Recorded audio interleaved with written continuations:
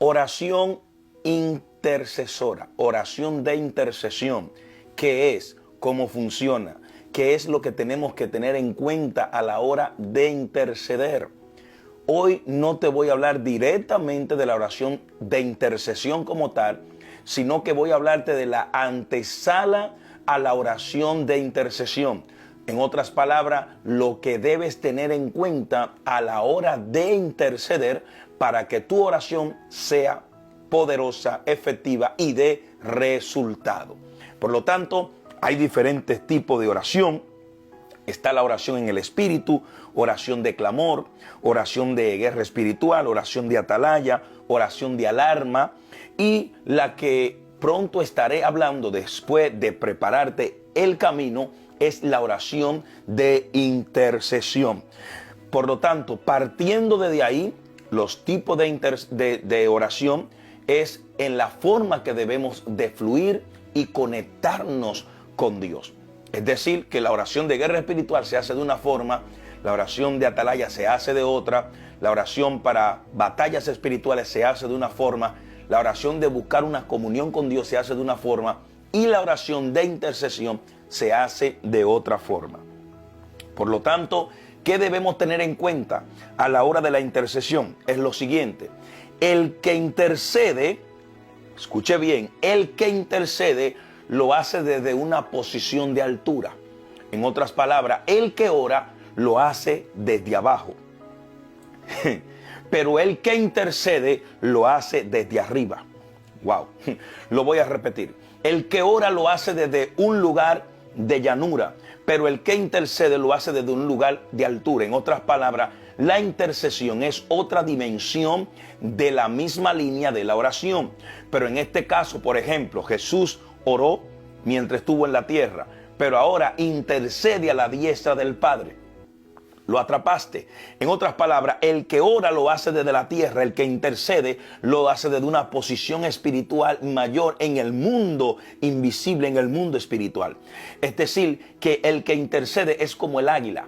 El águila observa y mira todo desde arriba. Es el que tiene la visión sensorial, que puede ver a su alrededor todo. Por ejemplo, las águilas pueden ver de lejos cuando viene una tormenta y empieza a aullar y a hacer una alarma y a dar un sonido que todo en la selva se dan cuenta. Lo mismo cuando hay otros pájaros que vuelan, que se están mudando de un lugar a otro, emiten un sonido y emiten una señal. Todo aquel que intercede lo hace desde una posición espiritual más alta. Entonces, ¿qué debemos entender esto? Escuche bien porque esto es muy poderoso. La Biblia dice, el salmista David dice: no se dormirá el que te guarda. ¿Quién es el que te guarda? Dios. Dios es el primero intercesor. Dios es el que te vela, el que te cuida, el que está de antemano observándote mientras tú duermes, mientras tú comes, mientras tú ejerces tu función en la tierra, mientras vives en la tierra. Dios te está observando. Él es el primer intercesor. En otras palabras, por eso no podemos olvidar orar antes de acostarnos. ¿Por qué? Porque Dios no se le olvidó despertarte en la mañana. Si tú te despertaste, porque Dios le plació en su misericordia, en su voluntad y en su gracia. ¿Qué dijo John Owen? John Owen dijo: si no permanece en la oración, vas a perseverar en la tentación. Es decir, que para nosotros poder entrar en los niveles de intercesión, debemos entender el haber estado orando, y esto demuestra que usted ha vencido la tentación. El que no persevera en la oración, tarde o temprano, perseverará en la tentación. ¿Qué dice Israel Jiménez?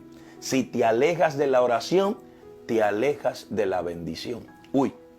Si te alejas del lugar de comunión con Dios, te alejas de la bendición. Entonces, esta es la antesala de la intercesión. Preste atención porque aquí voy.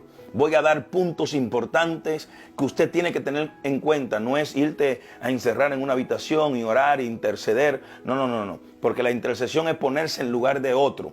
y cómo hacerla, yo le voy a explicar más adelante. Pero en esta antesala de la intercesión, usted tiene que tener esto en cuenta. Número 1, cuando tienes gozo, oras con gozo.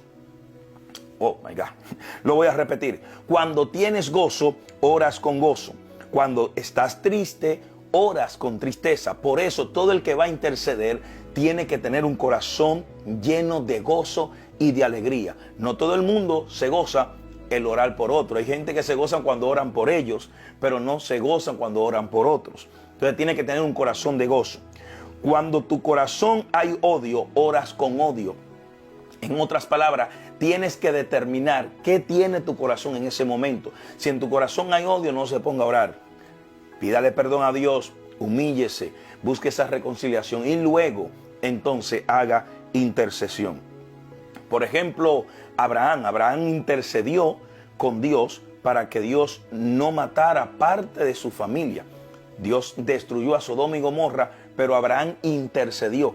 Y en el corazón de Abraham había misericordia, había amor. Señor, pero si hubieran 50, Señor, pero si hubieran 10. Y Dios dijo, por amor a esos 50, por amor a esos 10 no destruiré. Entonces Dios estaba consultando, Abraham estaba consultando con Dios para que Dios tuviera misericordia. En la intercesión siempre tiene que haber un corazón afable. Debemos llenarnos de fe para orar con fe. No puedes interceder con duda en tu corazón. Tienes que tener fe. Debemos de estar llenos del Espíritu Santo. ¿Por qué? Porque la intercesión es orar en el Espíritu. My God. Estoy hasta sudando aquí. Hasta sudando. Esa es la intercesión. Cuando tú intercedes, tú sudas. Jesús, cuando estaba en el monte orando, que sus sudor eran como gotas de sangre, fue allí donde él experimentó un nivel de intercesión muy fuerte y muy poderoso. Entonces, es necesario estar lleno de amor para orar con amor.